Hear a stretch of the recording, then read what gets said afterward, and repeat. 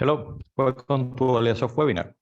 My name is Alejandro Delgado, Technical Director of AleaSoft and Associate Partner of Alea Green, and thank you for joining us today in this webinar with the topic Prospect for the Energy Markets in Europe, Spring 2023. Our first speaker today will be Oriol Salto, Data Analysis and Modeling Director of AleaSoft and Associate Partner of Alea Green, that will analyze the evolution of the European energy markets. Then we have several speakers from EY, sharing this session with us for the third consecutive year, and that we talk about the financing of renewable energy projects and the importance of PPAs and self-consumption. They are Alfredo Salcedo Rivas, Strategy and Transactions Partner, Antonio Hernandez Garcia, Partner of Regulated Sectors, Javier Garcia Seijas, Partner of Infrastructure, Modeling and Project Finance, and Marta Sanchez Alvarez, Spain Energy Consulting Leader. If you have any questions at any time during the webinar, please use the Q&A menu and we will answer them after the presentations. And now, I hope you enjoyed the webinar. Oriol, please share your slides. Good morning, Alejandro. And good morning, everybody. Let me see. Today we have a lot of speakers, so I'll try to go as fast as possible and also being really able to explain all that is how the markets are going on. So just let's start right away. So just to begin, a brief introduction of AleaSoft and its services in case you don't know us. In AleaSoft, we offer forecasting services for the energy market. We cover all the energy markets in Europe, also some markets in Latin America and also in North America. And our goal is to expand globally to cover also the Asian markets. Our goal for this year, that is our 24th anniversary, our goal is to fully cover all the energy markets in Europe, so covering all of them at all horizons, short-term, mid-term, and long-term. We forecast any variable that can be interesting for the energy sector, obviously price and demand for the energy markets, but also renewable productions, also weather condition, fuel prices, CO2 prices, socioeconomic indexes, anything that can influence the energy markets and its prices. Also, we make hourly simulations at the midterm and at the long term. So basically, we cover all the spectrum of the markets and all the spectrum of the horizons. We use our own methodology to forecast the energy market. It's a methodology that's completely scientifically based. This helps us to give consistent results, and is something that has helped to build trust from our clients, how coherent are our forecast. And well, it's a forecast that we have been using now for more than 23 years, starting in the Iberian electricity market, and now covering all the energy markets in Europe. So let's start right away to see how the markets have been behaving in the last weeks. We made our last webinar just 4 weeks ago. It was in February, mid-February. So we are starting with the Brent oil prices. Basically, since the beginning of the year, prices have been relatively stable, low variability, low volatility, basically between $80 and $90 per barrel. Basically, a calm situation, even with the geopolitical situation at the global level. The oil prices are being relatively quiet and stable. We will talk a little bit later on how the demand for oil and for commodities in the midterm can affect the prices. About gas, these are the front futures and the front month futures for TTF gas, the most liquid hub in Europe, and it's usually used as a reference. The last peak that not the historical peak, but the last peak that we had in prices in December. Since then, basically prices have been going down. We are already 70% down from the prices in December, And right now we are already below 50 euros per megawatt hour. We are getting closer to 40 euros. We didn't reach 40 euros yet, but basically the downward trend is clear, but it's slowing down a little bit, but basically a clear downward trend, relatively calm situation. As we are leaving the winter, we are approaching more mild temperatures. And the mild temperatures also during the winter is something that helped us to reduce the demand and reduce the pressure on gas prices. If we zoom out this time series in order to see at what levels we are right now, if we look much farther away, we can see that we are already at the level of mid-August in 2021. So that's we are not yet at the pre-crisis levels, but we are getting there. The gas storage levels, that is something that helped a lot during this winter, are pretty full. We are more than half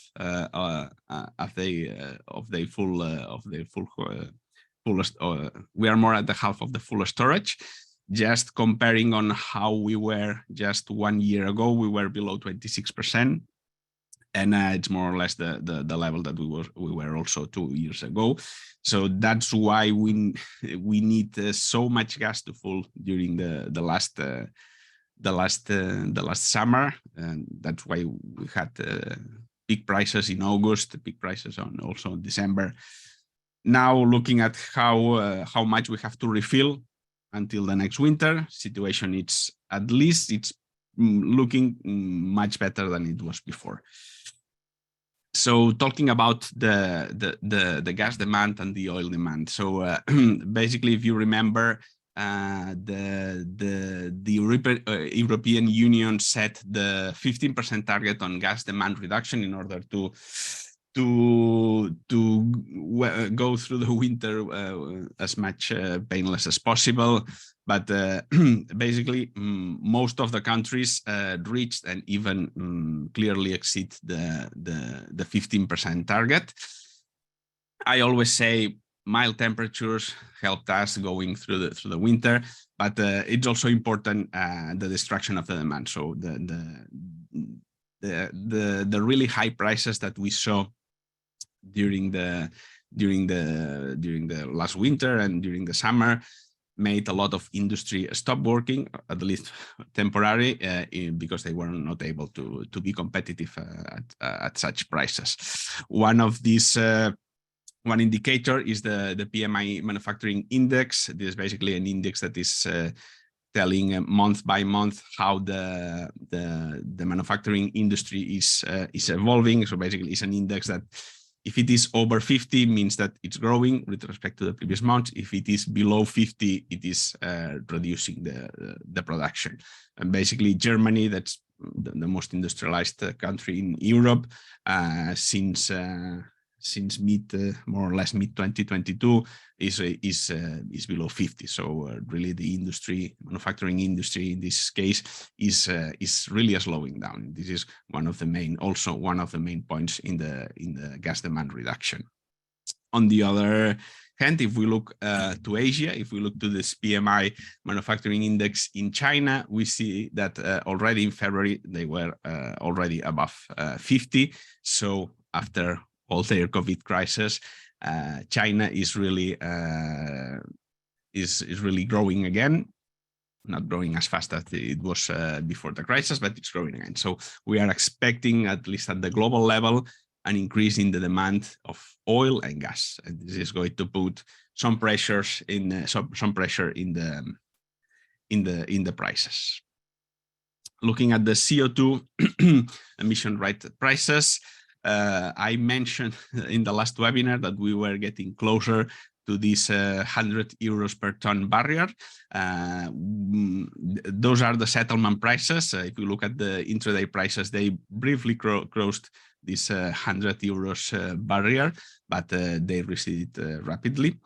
Basically, it's a barrier that it's getting hard to break, but okay, looking at the trend at the midterm, it looks that at some point it should break this barrier, but maybe it's still not the time. Now, about the electricity markets, as always, I will not have time to go market by market. Just remember you that we have an energy database that we offer to our clients, where you can find all the variables, all the data related to the energy markets, gas data, electricity data, temperatures, renewable productions, fuel prices. Most of the things that we see in our graphs are taken from our database that it's offered to our clients. Also in our website, you can find all the reports that we offer. Those are the most demanded electricity markets for the long-term reports, basically the most active markets in Europe about with PPAs, with renewable investment.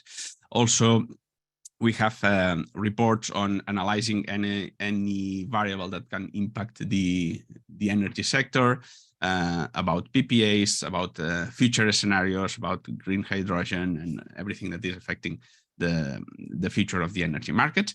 And also we made analysis and modelization of individual projects. So if you intend to add energy storage, to add a battery to your power plant, or you are trying to invest in a power plant, we have individual modeling and analysis of individual projects. So capture prices, optimization of storage, etc. And this is the monthly average of some of the most important electricity markets in Europe. Basically, this is the monthly average. So the last full month that we have is February.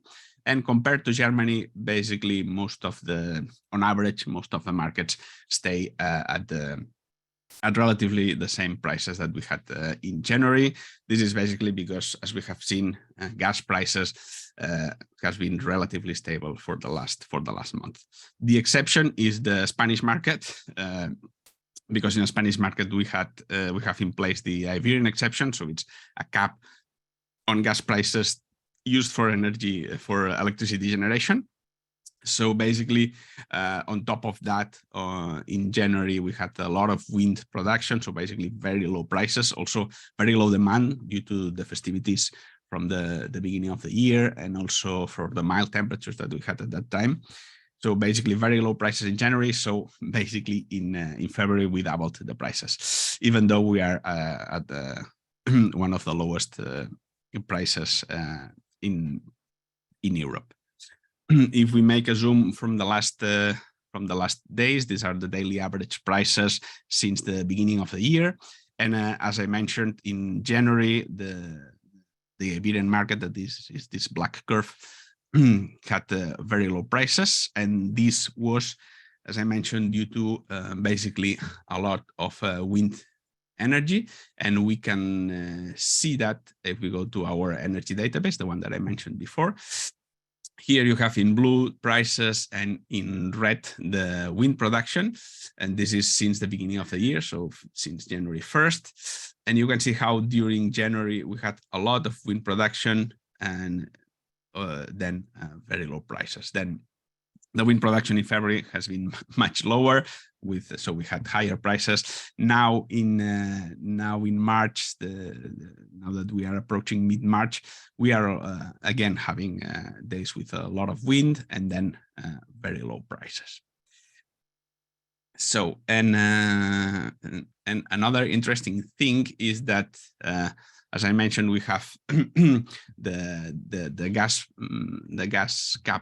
prices cap on electricity production, but as gas prices are so low, these gas prices are below the reference price where we set the cap. So basically, since not just since the beginning of the year, but during a lot of weeks right now, the Iberian exception does not apply. That's also why the electricity market prices from the Iberian market are also converging with the rest of the markets in Europe. So clearly, when we were when we were with higher gas prices, then the Iberian exception made a clear difference. Right now, with so low gas prices, basically it does not apply, and all the prices so the prices in the Iberian Peninsula basically matches and converges to the rest of the European markets.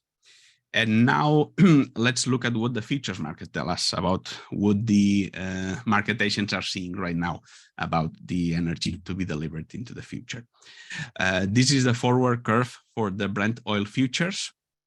Basically, as the spot prices has been relatively stable for the last weeks, very low changes in the forward curves, just a little bit lower than what we see in our last webinar. So in light blue, you have what we saw in our last webinar just 4 weeks ago. And right now, basically at the same levels, basically no changes in the horizon. Something different is what we saw in the forward curve for the gas prices. And this is very interesting. Maybe this change seems very small, but this is because of the scale. So this is the highest prices that we had in history, the historical highs. So basically the scale of the graph, it's very large. So this change seems basically nothing, but it's a lot. It's 15% for the rest of 2023, so 14% down for 2024, 15% for 2023, and basically between 15 and 12% in all the horizon. And that's a lot. And that's a lot because also, if you remember in the last webinar, we said, okay, in 2027, we were already having future prices at the level of the pre-crisis level. So we basically could see that in 2027 we will be more or less at where we were before this energy crisis, even before the COVID crisis. But now with this reduction in the forward curve, we are in prices for 2026 are already at that level. So we just gained 1 year in the energy recovery. So basically, this is the consequences of the spot prices going slowly down. Basically, the forward curve is going down, and we already prices for 2026 are at the level of the gas prices that we had at the before even the COVID crisis. And something interesting in the forward curve for the CO2 emission prices, as this, if you remember, this is always a very rigid forward curve. So basically, it usually all the prices move up and down depending on how the spot market, the spot prices evolve. But right now, what we are seeing is a change on the slope in the middle of the curve. This is something that I didn't remember. I don't remember having seen this before. So starting from 2028, the slope decreases, and this is probably it's difficult to see how this happened. Probably. Those remember that these future markets at the long term are very liquid. So basically, just one operation can change a lot the index. So it's difficult to see, but it's something that have changed. That it's usually not happening. But this is a little bit technical, just to see that this change in the slope in the middle of the curve appeared in mid-February. But basically, it's been relevant since the beginning of March, and in the last days, it's been more clear. And now the forward curve for the power markets, for the electricity markets, basically following the decrease in the forward curve of the gas prices. Basically, all the power forward curves are going down around 9% in all the horizon. The exception is the Spanish market. It's always a little bit different, the futures market, because prices are really low.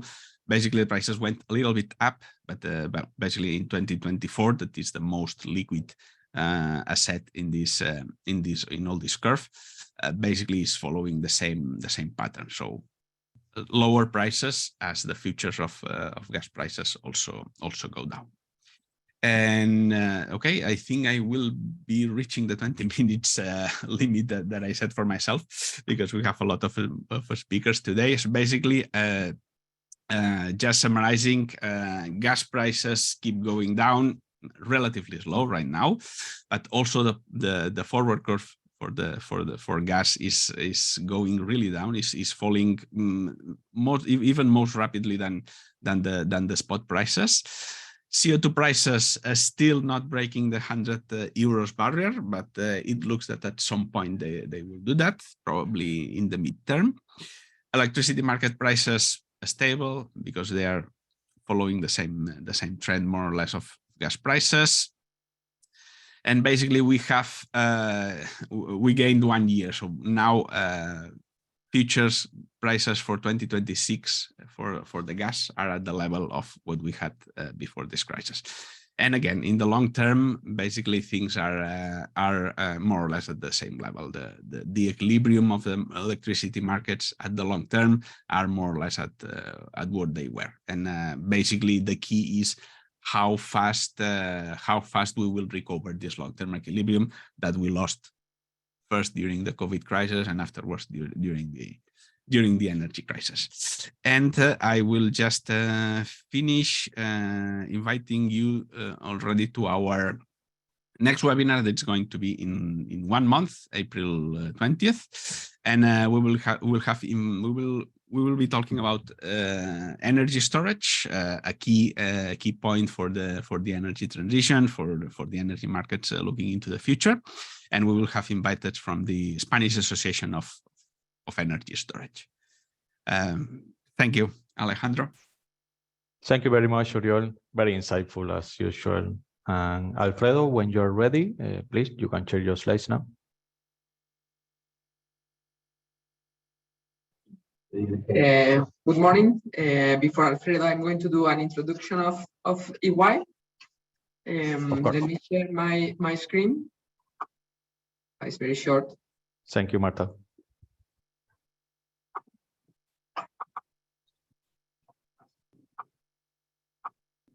Okay.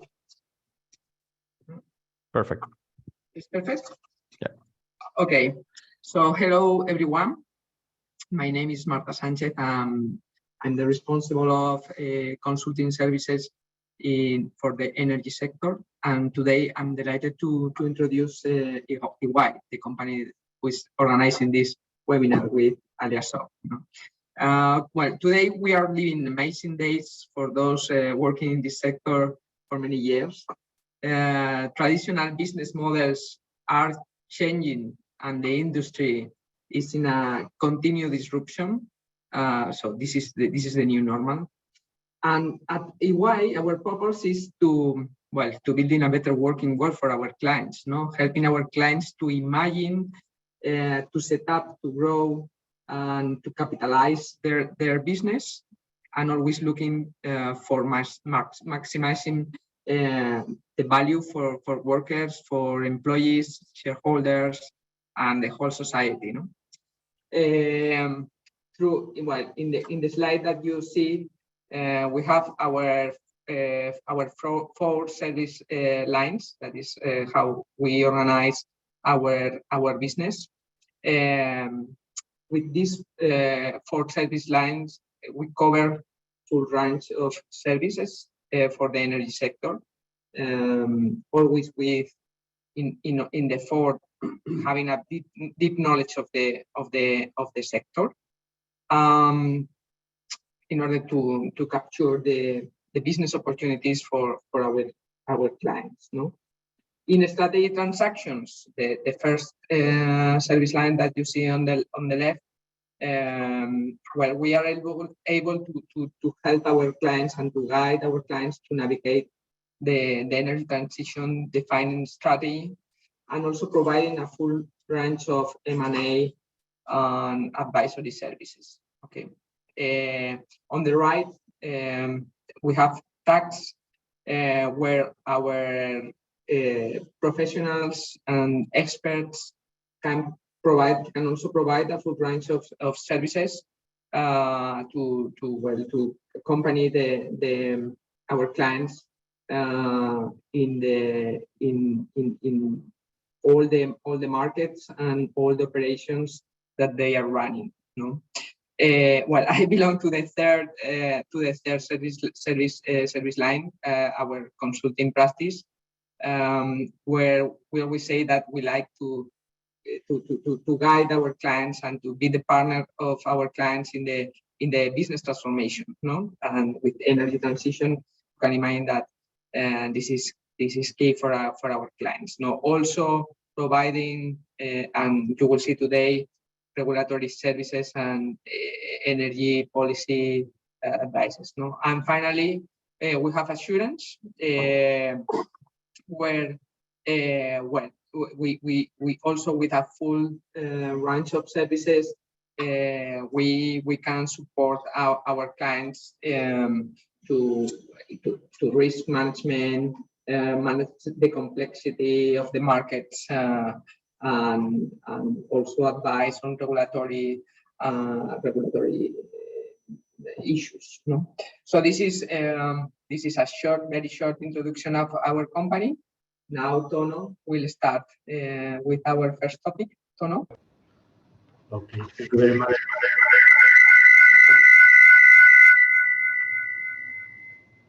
Thank you very much. One second.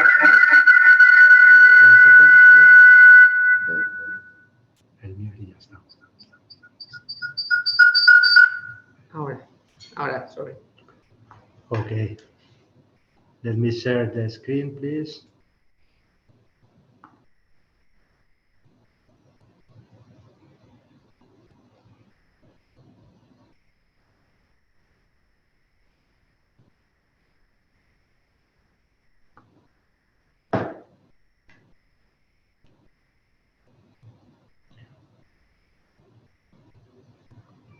Okay, now it's okay? Okay, so thank you very much, Marta. Thank you very much, Antonio, and all the team in AleaSoft. It's a pleasure for us, EY, to be here again after 3 years, participating in this webinar, which is, you know, a tradition and a very consolidated webinar for the main stockholders interested in the energy sector in Spain. So, first of all, we are facing a very challenging energy transition, and this transition and the investments related to it will be essential for the economic recovery of Spain and Europe. And so with this huge investment, in the case of Spain, close to 250 billion, regulation is essential in order to give investors the, let's say, the clear signals. So during my presentation, I will try to speak about two main issues. On the one hand, which is the framework, regulatory framework of Spain until 2030, which have been the most relevant regulations during the last year. And on the other hand, secondly, I would like to speak about the European Union electricity market reform, and in particular, analyzing the proposal coming from the European Commission, was published 2 days ago. So first, in order to frame all the regulation in Spain, we should take into account these 5 pillars: the Recovery, Resilience and Transformation Plan, which is related to the use of European funds in the energy sector, which is 40% more or less of the total. Secondly, the law on climate change, which establishes the most relevant targets to be accomplished by Spain in 2020, by 2030, and by 2050. Related to this law is the PNIEC, our planification until 2030, the so-called National Integrated Energy and Climate Plan, PNIEC. And this has been accompanied by 5 roadmaps. So for me, in this webinar, it is very important to take into account this target of the renewables reaching a share in the electricity system of 74% by 2030, which means that we will need to add close to 60 gigawatts of renewables, mainly wind and solar, by 2030. And also that this target is probably going upward because of the revision of our PNIEC and the need to fulfill the necessary promotion of more renewables in our system. So with this target, it is essential for Spain to put into practice the so-called capacity market in order to allow these renewables to be backed by thermal power, as we will see later on. So after this, the 5 main strategic roadmaps for hydrogen, biogas, floating offshore wind, storage and self-consumption, which include particular and quantitative targets for each of these technologies by 2030. And also very important to take into account the so-called PERTES, Strategic Projects for Economic Recovery and Transformation. The last one was approved in December, last December, so-called related to decarbonization of our industries, with 3.1 billion coming from public funds. So in order to reach this target of 74% of renewables in our mix by 2030, I would like to analyze 2 main topics: auctions on the one side and the access and connection on the other one. Concerning auctions, these were regulated 2 years ago. It's a kind of CFDs, voluntary, in which the Spanish ministry established a calendar up to 2025 in order to orderly the RES deployment. And it is very important to take into account that these plants under the auctions are going and are sharing the market with other plants in merchant plants which have private PPAs. This is very important. The results of the first 4 auctions is the following, as you see in this slide. Close to 6.3 gigawatts is the total capacity in all these auctions, and we are expecting a new auction by the next months and years for cogeneration in order to promote higher efficiency, modernization, and new investments. This auctions for cogeneration is very important. And also the other main pillar for renewables to be deployed in the coming years is the regulation related to access and connections. We have 2 main royal decrees, 23/2020 and 29/2021, which are aimed at establishing some milestones in order to ensure that the permits are maintained for those plants, those facilities which are successful to enter into the system in the next years. This main regulation has been accompanied by a very important royal decree, 1183, which, among other things, introduces the possibility of tenders for new access and connection permits. In order to analyze these access and connection tenders, it is very important to take into account that the Secretary of State of Energy has published 4 resolutions. Also, we have a draft ministerial order of last June in which some criteria have been included in order to the participants to succeed in getting the permits. And also very important, this draft ministerial order was informed by our regulator, the CNMC, in July last year, introducing some suggestions, some improvements for the evaluation criteria. This criteria is related to temporary issues. As soon as the energy is injected in the system, the better. Also the technology, hybridization, self-consumption, repowering, and so on. The socio-economic impact is very important also. And finally, the environmental condition. For that reason, there are many companies which are preparing their participation in these tenders, and we are supporting them in this aim. So very quickly, we have here the DIAs, the environmental impact statements, approved in the last months. Close to 25 gigawatts were approved, and Okay, I don't go more into detail because I have more other things to tell. Also, for me, it's very important to take into account this royal decree passed on March, the 4th of March this year, which approved the so-called poems. These poems, the aim is to establish in which areas it is possible to build floating offshore installations in order for avoid any distortion with fishing, with tourism and other sectors.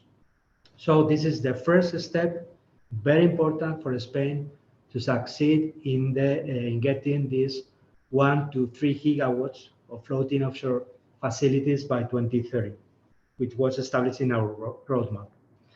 And also, I would like to go quickly on the main regulatory, proposals and laws passed during the last 2 years, which are very important, but most of them are transitory. 2021 was the year of the first royal decrees, 4 royal decrees, mainly in order to reduce taxes, reduce charges, and introduce the so-called gas clawback. 2022, another 6 royal decrees were passed, in part in order to comply with REPowerEU initiative. And very quickly, Royal Decree Law 622. For me, in this webinar, it's very important to mention the update, the extraordinary update of parameters for the so-called RECORE. That means renewables under regulation Royal Decree 413. Also, it was introduced by Royal Decree Law the so-called cap on gas in order to decouple the electricity spot price from the gas prices. Royal Decree 17 also introduced new fiscal measures to protect consumers, not only in electricity, but also in natural gas. Also introduced the possibility of cogeneration facilities to participate in this mechanism, and also introduce some measures to promote active demand response. Royal Decree 18 also was passed in October in order to maintain the protection of consumers on the one hand, and on the other to pass the so-called energy security plan in line with the European Union regulation, mainly to reduce gas consumption. And finally, in December, another Royal Decree Law, Royal Decree Law 20, to update also fiscal measures, also to reduce charges for consumers, protect vulnerable and severe vulnerable consumers, and also introduce, in line with the regulation coming from the European Union, the acceleration of renewable permits related to, not huge protected environmental areas. And then finally, I'd like to assess the new proposal coming from the European Union, European Commission. First of all, we have to take into account that the Spanish government presented the Spanish proposal like a non-paper early January. Some of the ideas have been considered, mainly the voluntary contract for differences, we will see now. And also the European Commission launched a public consultation at the end of January. They have received more than 1,300 responses from mainly all the countries, European countries. And after that, they have published their proposal. This is a European Commission proposal. So now the Council and the Parliament should, make their own assessment and their own changes. This reform has 3 main targets. First one, to get stable electricity bills and affordable for consumers. Second, to boost investments in renewable, which is completely necessary in order to improve the energy independency of Europe. And third, making the European Union industry more clean and more competitive. So for me, this reform could have a direct impact on the three pillars of the energy policy: affordability in prices, sustainability, and security of supply. So a very, deep analysis of all the impacts should be, carried out before approving any measure. So this proposal, on my opinion, on my view, has three very positive issues. First of all, it has not been disrupted. Marginal market is maintained. According to Acer, the final assessment of the electricity market that they published last year, we have more than 34 billion annually of profits in the last 10 years, thanks to the interconnections and this market. So we should maintain it. Second, voluntary contracts for difference have been included, public CFDs, but very important, these are voluntary and for new investments in nuclear included, renewables, and also repowering. And these are very important for investors to improve financing and also reduce risk. Very important also, these CFDs will share the market with private PPAs. The idea of the proposal is to reduce barriers and to widen the scope of consumers which could reach PPAs by eliminating the counterparty risk. Also very important, the development of forward markets. There is one idea in this proposal talking about virtual hubs in more than one supply zone in order to promote liquidity. But during this process of analysis in the next month, it is important to analyze if there are other measures to increase liquidity and reduce the cost of hedging.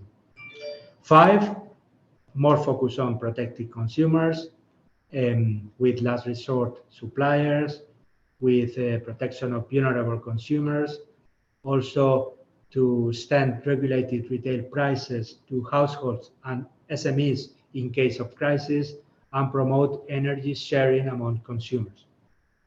6, avoid distorting the confidence of investors. This is very important, no retroactivity, because these investors are completely needed in order to succeed in the energy transition. And finally, for me, it's very important the inclusion of flexible demand storage promotion in the proposal. For me, 3 issues to be considered in this negotiation for the coming months. First of all, that the adequacy mechanisms, the capacity mechanisms, are necessary. In the case of Spain, you know that according to the analysis of ENSOE, the last report in December, the so-called European Resource Adequacy Assessment, the results without capacity mechanisms in Spain results in a high level of loss of average load expectations, 6.7 hours a year, which is more than double of the reference reliability standard of ENSOE. So Spain needs a capacity mechanisms. We cannot wait for this. And this is very important also to consider, for instance, the flexibilization of the 10 years established in the current regulation, 943, which establishes 10 years, but in the case of pumping, to promote pumping storage, perhaps we need more time in order to promote investment.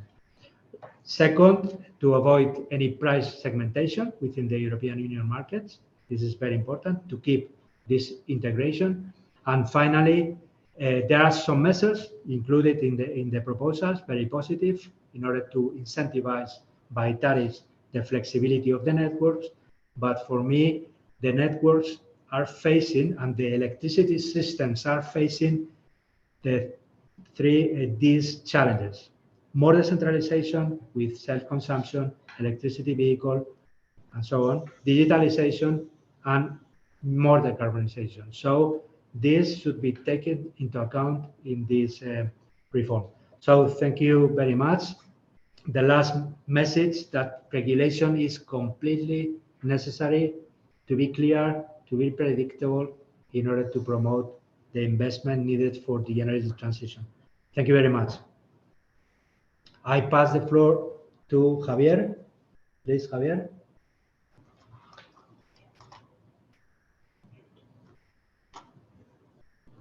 Hello.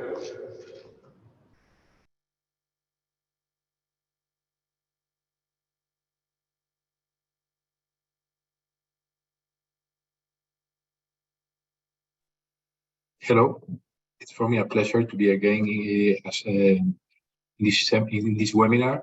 The third year, the things change, and we are facing increasing financing costs and some special situations nowadays. But happy to talk and to share our views regarding financing of energy projects using project finance structures. In that sense, let me please share my screen. Just 1 second.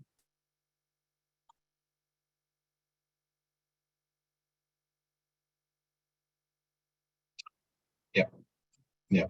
So if we are going to talk about financing renewable energy projects, I would like to make a distinction within 3 different natures. 1 second.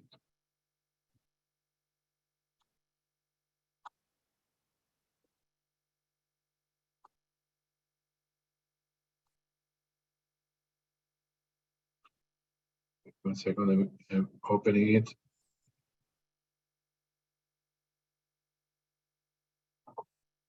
Yeah.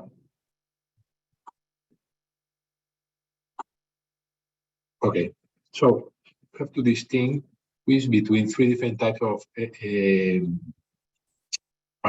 projects regarding renewable energy in Spain. So first, we can talk about the subsidized projects of Royal Decree 413 of 2014. Currently, I have to say that the number of projects and the refinancing of these projects is really slowing down because most of them were already refinanced while we were leaving the low interest rates. Currently, as the in one hand the interest rates has been rising and therefore the cost of the debt is quite higher. It is not attractive in one hand. The other hand, there are very few projects that they were not refinanced in the past. And finally, what is interesting regarding this project is that they have anticipated a lot of revenues because of the high price of the full prices. So what we are seeing, in fact, is somehow lenders trying to protect themselves because the future cash flows will be not so attractive as the incomes have already been anticipated. So they are sometimes using new structures. When we have actualized the parameters in the financial models, and they are trying to use some protections regarding the projects in order that they will always fulfill the ratios. I mean, the ratios and the characteristics of the projects remain the same, like a high leverage of 80-90%. Also, debt terms from 60 to 18 years, and the ratios during the subsidized period should be between 1.2 to 1.35, and later on for merchant period 1.35 to 1.5.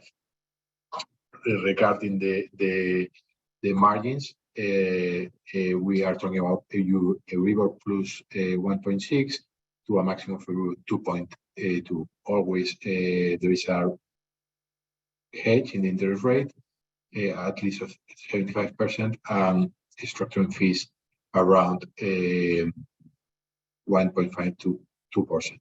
If we move to price with PPAs, I have to say that this is a trend very common, popular, and although already a lot of lenders were interested in this, I have to say that most of them are already interested. Here you have the counterpart risk with the PPA, and if we are talking as of today, I have to say that one of the specific characteristics is that, as Oriol explained before, the energy prices are going down. So nowadays, people is waiting to close PPAs because they think they will get cheaper PPAs in the future. So that makes a little bit of loss of time, let's say, or takes a time to close those. If I have to say the characteristic would be a leverage between 75 or 80% maximum, and the debt term are according to the tenor from 16 to 22 years, but obviously after the PPA period, there are cash sweep and other mechanisms that make it shorter because there is always a balloon after the PPA finish. Regarding the debt service coverage ratio, during the PPA period, we are in 1.25 to 1.5, and later on merchant rates as usually 1.35 to 1.5. And the interest rates starting from Euribor from 1.75 to a maximum of Euribor from 2.5%. And well, the interest hedge also 75% approximately, and structuring fees approximately 2%. Just to finish, yes, I would like to mention that pure merchant risk projects are really gaining popularity among lenders.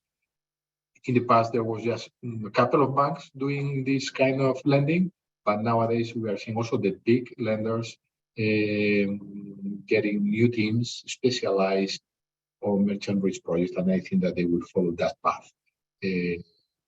Well, the leverage is lower, 75 to 70%. 55% to 70%, and the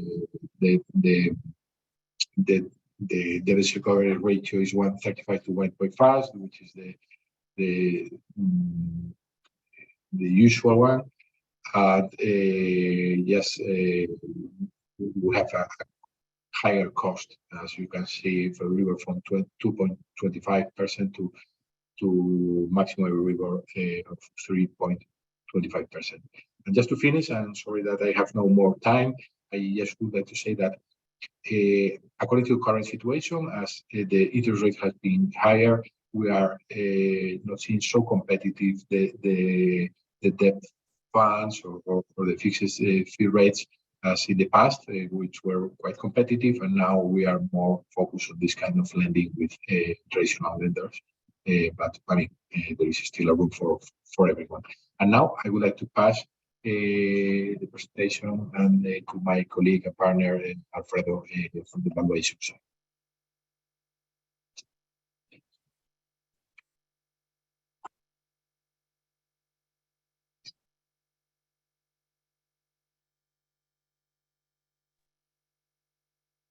Good morning to everyone, and thank you for having me on the webinar. Let me share my screen with you and start our presentation on the valuation of energy portfolio companies.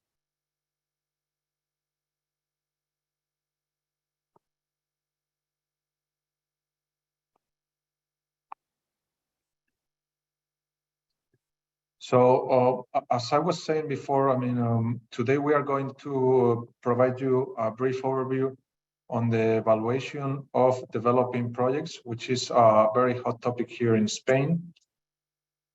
Basically, what we do when we value this kind of projects is we follow the economics of a project. Okay, in our view, and also the view of the market, is that the value is generated as you cover the milestones that lead you to the COD of the asset.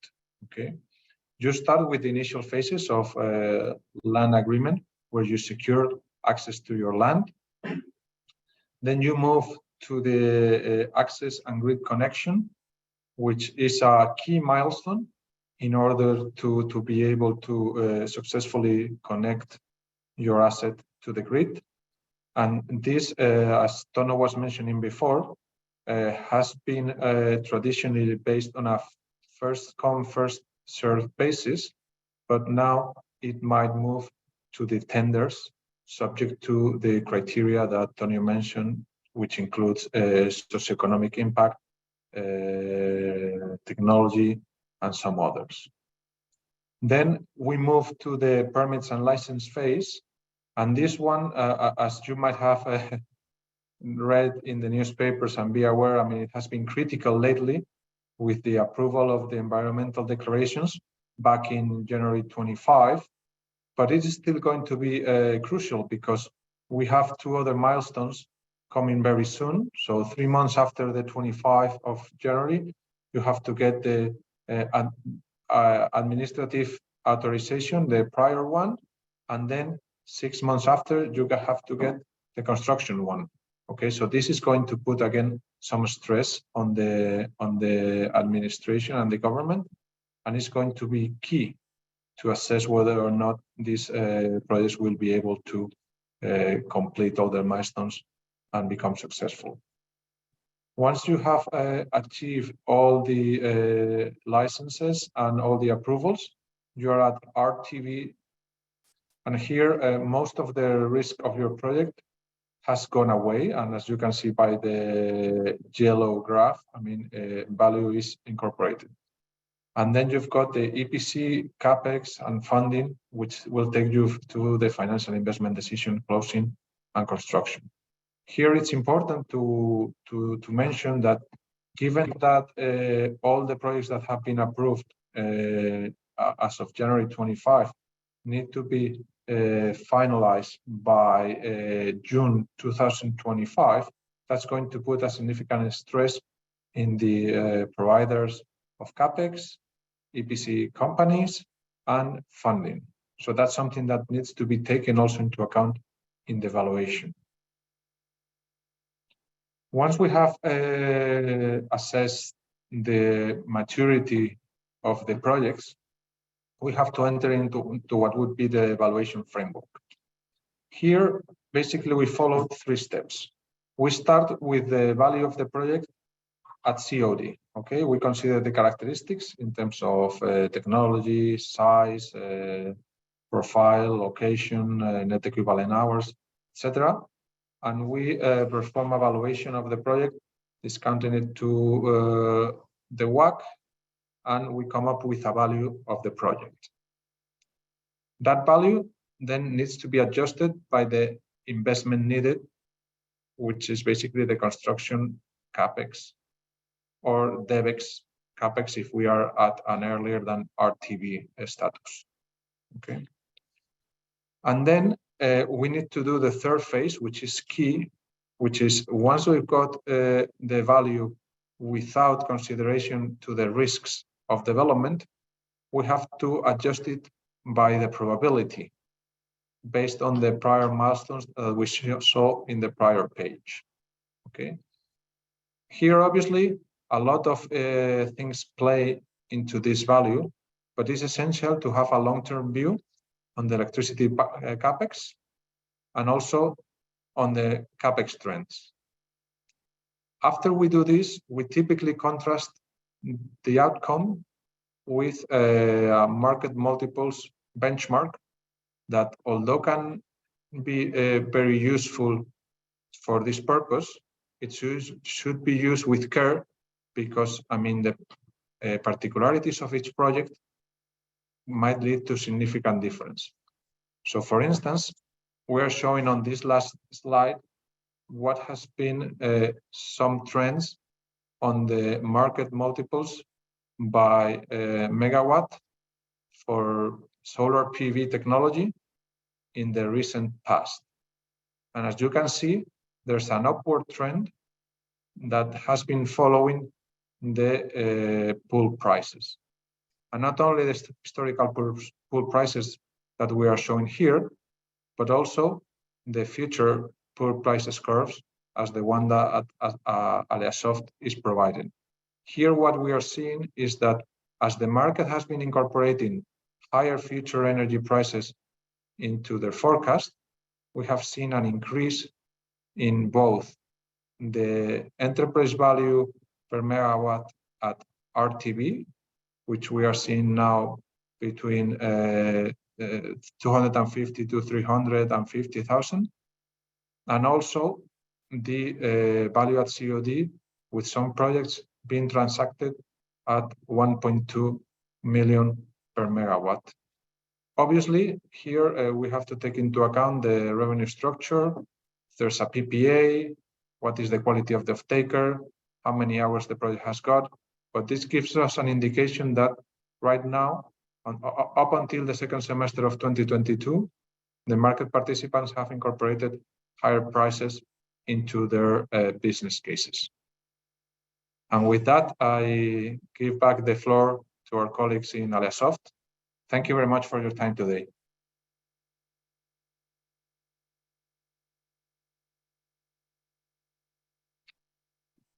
Thank you very much to our colleagues in EY, Marta, Antonio, Javier, and Alfredo for that great presentation. And thank you again for sharing this webinar with us. I believe we are already out of time, but we can answer a couple of questions in the time we have left. Uriol, I see that you already have a question selected. Yes, I've selected the question, just very quick. Why is the Spanish energy curve price trend below the European trend even before the gas price cap? So yes, this is a question that we usually get, why the forward price for Spain is much below the rest. Well, basically, this is how the futures market works.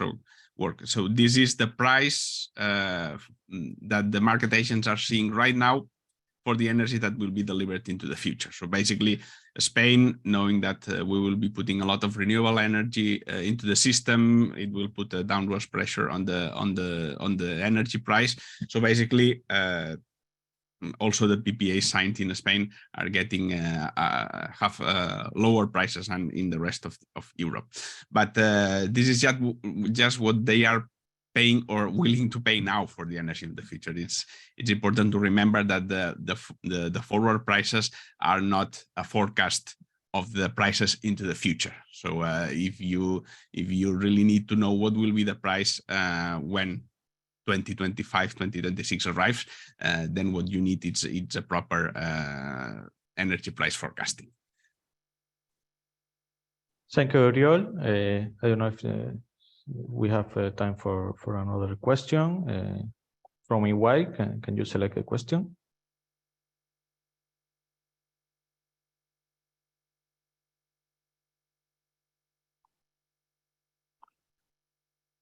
Okay, so we will answer the remaining questions directly by email. And as Uriol mentioned, I invite you to register to our next webinar in April that we will share with ACEALEN, the Spanish Association of Energy Storage. And thank you again, Uriol, Marta, Antonio, Javier, and Alfredo for the presentations and the audience for joining. Have a nice day.